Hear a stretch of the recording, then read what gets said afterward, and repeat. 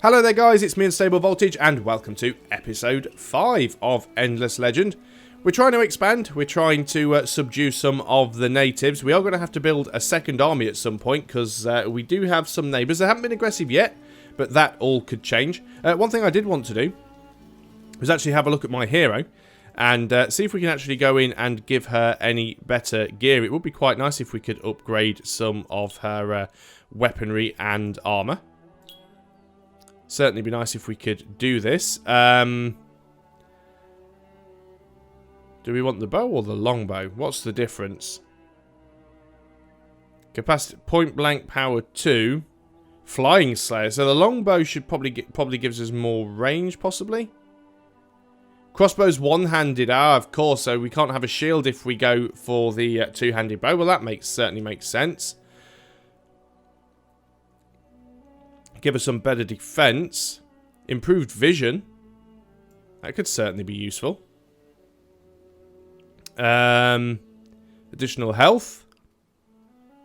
Improved movement. That could also be useful. That's going to get quite expensive though. It's already up to 95 dust. And that gives you a lot of health. I mean, you do want to keep your heroes alive, so upgrading them as much as you can probably makes a lot of sense, really. Might as well upgrade your boots. It's the only thing we haven't. Nothing else that we can give you. I mean, we could swap out the crossbow and the shield for the longbow. But I think overall, I'm happy with that as it is. So let's apply. So it costs us a little bit of money. But at least now we do have a upgraded hero. What we should probably consider doing as well, because we do have a little bit of gold left, is going in to our armies and actually having a look at the Dawn officers. And we can edit these guys and actually try and make them a little bit better. Give them more hit points and better shields. So that would give you more hit points. That would give you more defense. And obviously that would give you more defense. We can give you a better... That's a two-handed axe though. We're just going to stick with the one-handed axe. Don't think we're going to bother with these things here. Don't think you need them because not really required. So let's apply that. We can retrofit the army for 52 dust. There we go. So we've now got upgraded Marines. We've also got upgraded Dawn officers as well. And they actually get a number. So the upgraded Marines becomes Marine 2. The upgraded Dawn Officer comes Dawn Officer 2. So, there we go. I always keep forgetting how to click out of these screens. So, where are our armies? We are up here somewhere. That's fine. We still need to heal up a little bit. We're going to go back down here and deal with these Sisters of Mercy. Population is changed in one of our cities. The population of Moires has increased. Let's go and just do a little bit of micromanagement here. Most of the people here are in production. It's going to be 12 turns until the city grows. It might be nice if it took a little less. 2 turns until the public library. So not too bad. Things going well overall. We do have a little bit of injury here, but we're now going to work our way down towards that Sisters of Mercy village and subdue it. So off we go. Do really need to start building a second army just so we've got something we can explore with and something for defense. Which is actually quite surprising because in Endless Space the AI is usually a lot more aggressive than this. Avrama has grown to a population of 5, so we have even more increased population. You're mostly working on food. I think we'll actually put one of you in science now. Seems to make a little bit more sense. Not doing too bad for gold. We've got 40 glass steel coming in from here. Can we see what we've got coming in on the entire empire? Yes, we can. So we have 40 glass steel. We have 15 dyes. And we've got some emeralds and spices. So I don't think these are actually hooked up at the moment. Now, one thing we can do, which I haven't done, is one of the specific things that the Vaulters have is... Where is it? Empire bonuses. Provides the ability to define a strategic resource as a holy resource which can be used as a booster. When the booster is activated, it gives teleportation between cities, plus 200% holy resource per turn during winter, minus 50% expansion disapproval. And it depends on... Alright, so these are also some bonuses I'm getting for playing it on the easy difficulty. We get a bit of extra food and production and stuff. That's quite nice. A little less military upkeep. So, what we need to do is find a strategic resource and assign that strategic resource as our holy resource. Now, we did build a glass steel extractor over here. Now, that is a strategic resource. Now, how can we assign that to be our holy resource? Or is that done automatically? Do we need to do it in here in some way? I'm clearly missing something. Right, is it in the Empire Management? Ah, we select it there. There we go. Are you sure you want to use this pack of resources to gain an Empire boost? Yes. So it does use some of the resources, but it does boost our Empire at the same time. Okay. I understand a little bit more how that works. We can actually spend it to get a boost on something specific.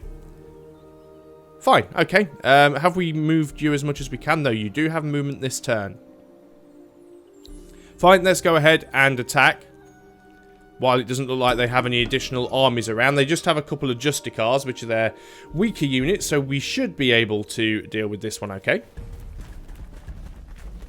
Not really a lot of high ground that we can take advantage of here. You guys, I think we're going to do the same as we did before and just keep you out of it for now, so you can survive up a little bit more. Going to go and put the Titan, well, that's as far as the Titan can actually go. We're going to keep our hero on the high ground. We're going to move you guys back a little. And I think that just makes sense to have everybody there. We did say we were going to make you defensive. And let's launch the attack. So even though you're on defensive, you're still moving forwards, which doesn't make a lot of sense. Hero fires. Does a fairly decent amount of damage. Our Justicars are moving forwards. Now these guys are Justicars anyway, so although they've got the higher ground there, so we take more damage. And our Marine 2s are moving forwards.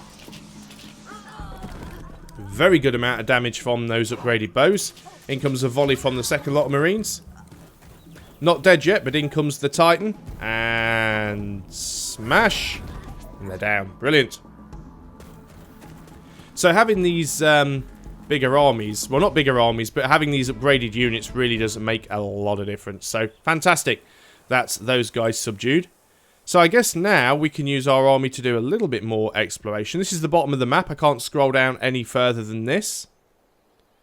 We've got winter coming in 5 to 25 turns. We don't know quite how long it's going to be. This is water, of course, so I can't go across here because I don't think we can actually embark.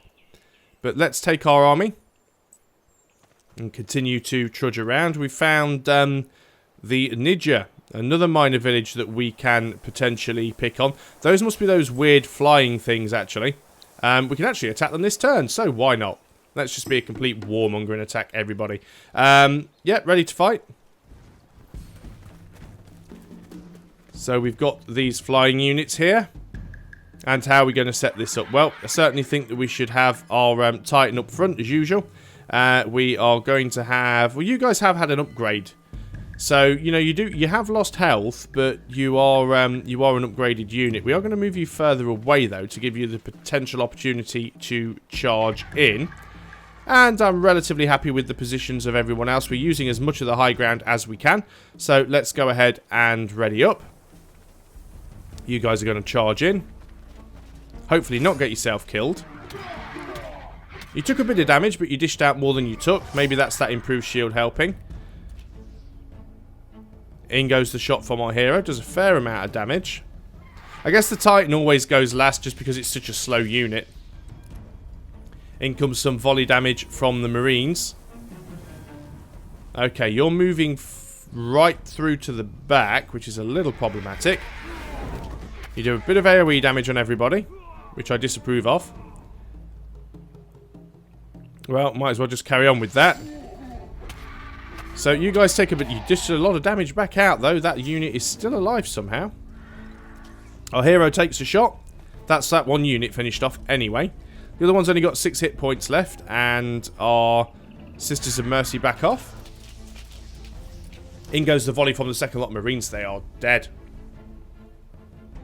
And it then just cycles out the remaining turns for the remaining units. There's another village over here we're going to need to subdue as well. But at least that's one done.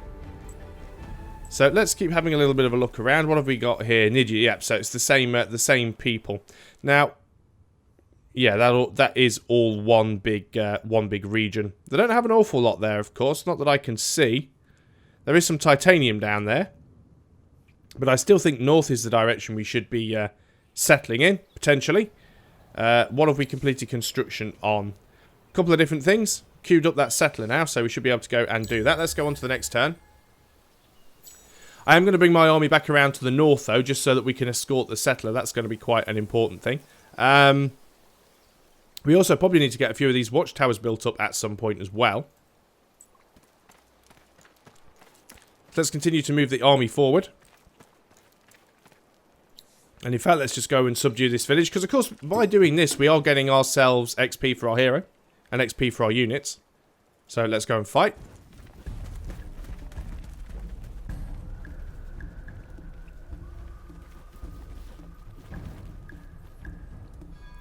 Interesting initial placement. I think I'm relatively happy with where everybody is there, actually. So, let's just go ahead and have that as default. You guys... probably still got the charge there, actually. You do have the high ground. I'm not sure if it works that well against flying units, though. In goes the volley from our hero. Does a fair bit of damage, not as much as I would have liked.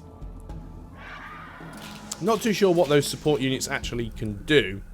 Don't think they have a heal. In comes another volley from the Marines. Ah, that's a lot of damage. Again, still didn't get the kill, though. You're going to go around there and attack those guys, are you? Yeah, you can sneak up around the back, can't you? Annoying flying units. And it has that AoE attack, which I really dislike. Titan goes in. Smashy, smashy. Well, at least he killed one of them off. And it's our turn as well. Now, you can right-click on a friendly unit, because what do you actually do? Doesn't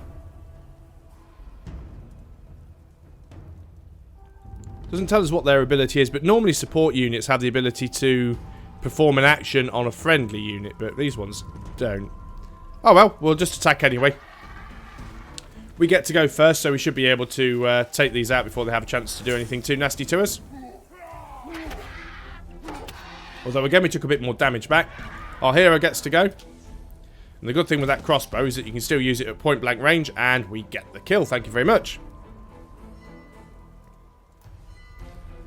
Cycle through everybody's turns. Watching out for this guy as well. This guy looks quite big and stompy, and I prefer not to get steamrolled by it, because we've taken a fair bit of damage in the army at the moment. So we may well wait up for a turn or two, because that thing looks nasty. So let's end the turn there. Still going to be 5 turns before that settler is ready anyway. Okay, so we've now officially encountered another one of the AI. Let us see if our empires can live together in harmony. He's mildly jealous of us. We are in a Cold War. Because we have a common frontier. Basically means border friction. So we'll leave him, that's fine. Language Square has now been researched after we've wiped out all of those villages.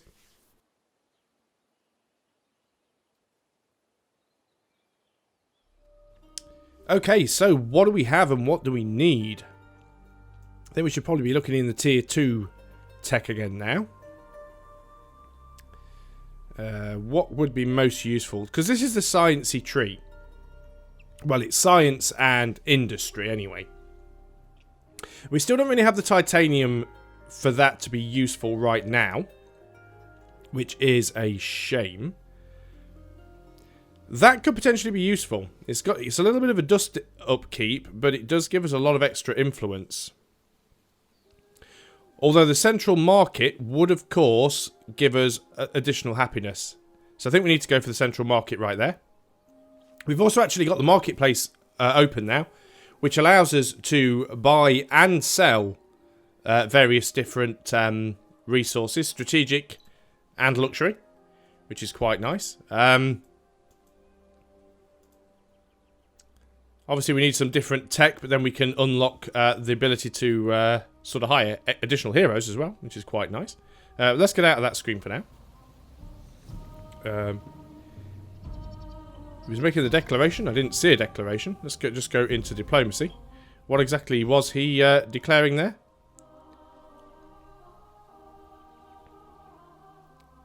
So, this is the effect of a Cold War. Both empires can attack each other in neutral or any third-party owned regions. This empire has closed its frontiers to you. They're terrified of us. They're terrified of us.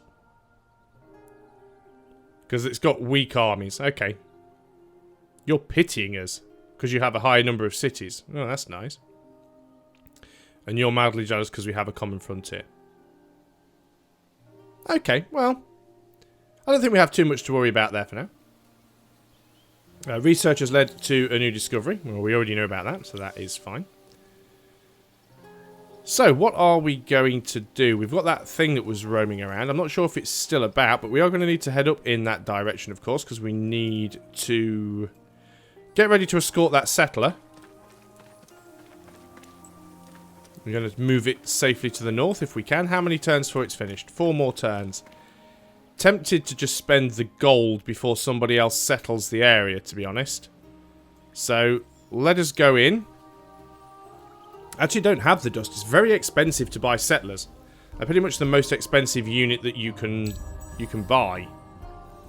Which is understandable, because they don't want the player to be able to spam out additional settlers. So that makes perfect sense, I suppose.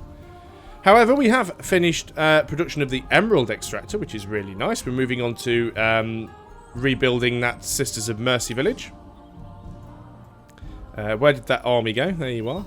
Sometimes it's quite difficult to see them, although you can, of course, cycle through them using these buttons on the side of the screen, which I always forget about. So let's move you up here. Still got a minor village here with that we will need to subdue before our settlers arrive, actually.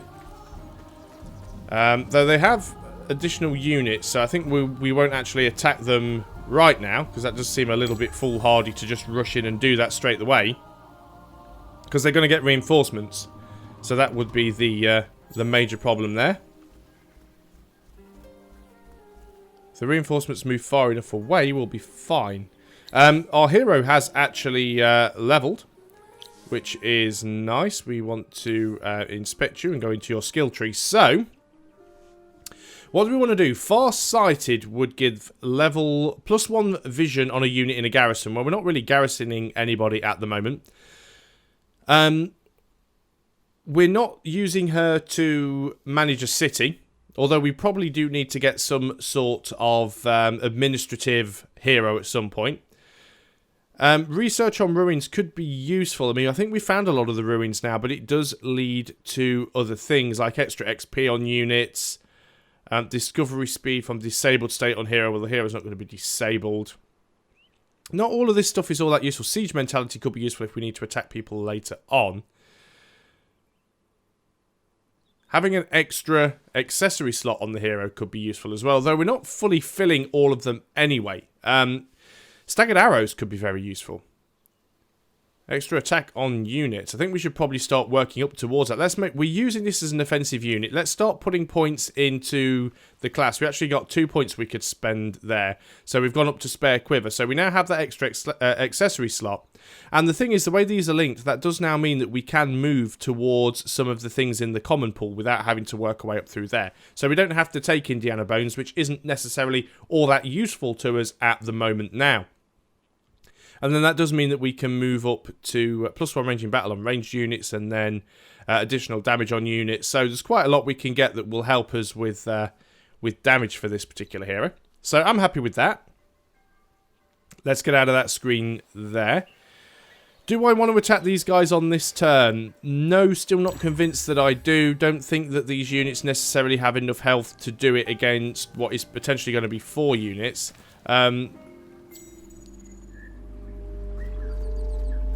Okay, we have a winter. Then we definitely don't want to be fighting in winter, so...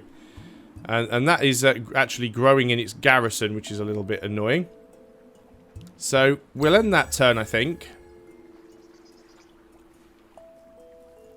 And just give winter a bit of a chance to pass and allow some of our units to complete. We have completed the research on the central market. So, getting some of these things could be useful for better food. Plus 15% food and plus 2 food on population.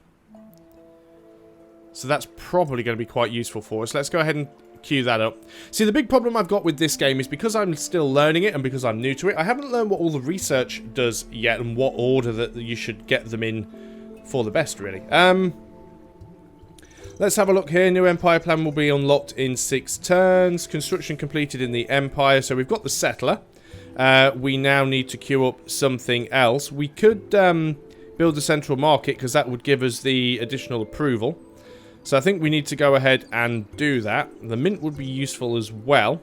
2 turns, 9 turns. Yeah, let's get the mint first, and then we'll get the central market. Seems to make the most sense. We know about the science. We've already dealt with that. We know about the production now. We've already dealt with that. So, let us take our settler, create a new army, and merge you up. At least the army's still big enough to do that.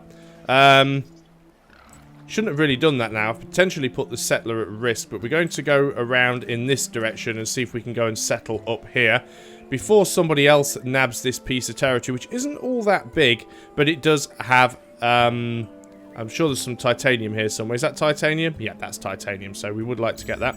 Let's end the turn there. Hopefully the winter won't last too long this time around. We could go and attack this centaur. Oh, this centaur unit's actually embarking. That's fine. I don't have a problem with that. So, let's move up here. Yeah, you go and bother the neighbours. Really don't mind too much if you go and do that. Let's end the turn once more. Winter's going to end in anywhere between 1 and 20 turns, though, so we don't know exactly how long it is going to last. We've seen your armies and find them most impressive. Thank you very much. Okay. That's fine. We're also... Right, it's unembarked now, which is really weird. Not going to deal with them just yet. Where would be a good place to settle? So we do want to try and get that titanium. Obviously, the water gives us a little bit of food. Again, it's difficult to tell during the winter because you can't necessarily see what these things are giving you. But I've got a feeling that there, approximately, is going to be about the best spot for a city here. So that's where I'm going to choose to go. May not be the best spot, but it's the only idea I've got right now. So, right, you've done the mint. That was pretty quick. Let us go on to the next turn. Hope this winter doesn't last too long. Right, you're moving away, which is good. Now means we can potentially attack this village and they don't have an awful lot of stuff around. Oh, he's marching back this way a little bit. We were going to build a city. We were going to build it there. So let's go ahead and get that done. Fantastic. We've also got some weird spider-like unit over there, which I'm not incredibly thrilled with. What we're going to do is we are just going to check through our notifications, and that's where we'll end this video. So we've now integrated the Sisters of Mercy at our other city. So what we should definitely do... Right, okay, let's deal with the new city first. We've got our new city up here. And, no, that's our second city. So, this is the one that's completed the production of the Sisters of Mercy. So, the grow getting 2 turns. Should we move someone out and put them into science, maybe? 4 turns for growth? That's not terrible. We've got the diamond extractor here as well. What is it worth building in here? Do we have any more resources that we could build on? Not really. We could go ahead and improve that village. We probably should, actually. So let's go ahead and do that one as well. And then, of course, we have... You're still building the market. You're a new city. You don't have anything queued up at the moment. So what are we going to do here? We could build the titanium extractor, but that's going to take a very, very long time to do. So let's go ahead and get the foundry. Now we can pay for that. It's 178 dust. A little on the expensive side, but at least that means we'll have a lot of production on the next turn. We're also going to queue up the seed storage as well, so that we can get some additional food going. The boost effect has now ended. And that is pretty much all we can do. But next time, what we're going to be doing is trying to expand our cities a little bit more. We're also going to try and hook up this titanium. We definitely need to expand to the north, because even though we're right at the bottom of the map, there's actually quite a bit of map to the north, and the map's fairly long as well. So there is a fair bit of map there. I can just see a little bit of yellow on the borders there. It looks like there's another faction just off to the edge. We've still got potentially 2 areas that we can safely expand into. This area to the north, I believe, is controlled by this faction. So yeah, potentially we can found 2 more cities. As you can see, these guys have started to grow a little bit. I really don't know what the ideal expansion rate is for this game. I mean, obviously with something like Civilization 5, I know that by a certain turn you should probably aim to have this number of cities and this many units. I've played it enough to have an idea of the pace, but with this is the furthest I've ever got through in a game of Endless Legend. This is turn 57. So we are in uncharted waters at the moment. But with the help of you guys and with a lot of fumbling around, we will make this game work. We're only playing on easy, so I'm determined that this first game isn't going to be a loss, but you never know. The first time I played Endless Space, it was a loss, and I think that was on easy. It's not... So the thing with all strategy games, unless you actually know the strategy for the game, it can be quite tricky. But I've never let that stop me before. So thanks a lot for watching, guys. I hope you're still enjoying Endless Legend, and I'll see you on the next video. Until then, goodbye for now.